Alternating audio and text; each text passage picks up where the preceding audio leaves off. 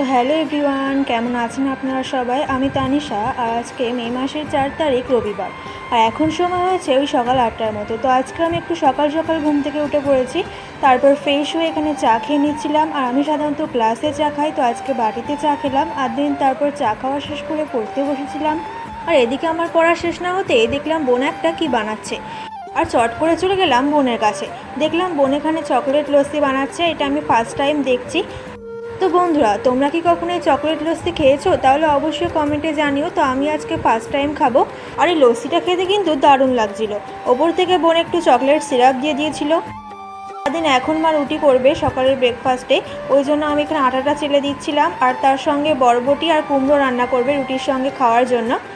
আর আজকে দুপুরে রান্না হবে চিকেন, ওই জন্য মা এখানে আদা রসুন আলু পেঁয়াজ এগুলো কেটে রেখেছে। আর দেন এরই মধ্যে রুটি কমপ্লিট হয়ে গেছে, আর বরবটি তরকারিটা অনেক বেশি টেস্টি হয়েছিল। তো এখন রুটি খেয়ে নিচ্ছিলাম। তো আজকে চিকেন আর ফিশ দুটোই আনা হয়েছিল, আর আজকে যেহেতু চিকেন রান্না হবে ওই জন্য ফিশটা ফ্রিজে রেখে দিয়েছে মা। আর কাল সন্ধ্যের সময় যে সবজিগুলো আনা হয়েছে সেগুলো ফ্রিজে রেখে দিয়েছেন। আর এখন আমি জলগুলো ভরে এই টেবিলের ওপর রেখে দিচ্ছিলাম।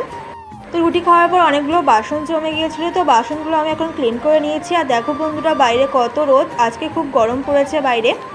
আর এই জামা কাপড়গুলো ক্লিন করে এখন আমি গোসল করে নেব। আর আজকে আমার মা চুলায় চিকেন রান্না করছিল, আর চুলায় রান্না করলে একটু বেশি টেস্ট হয় সব কিছু।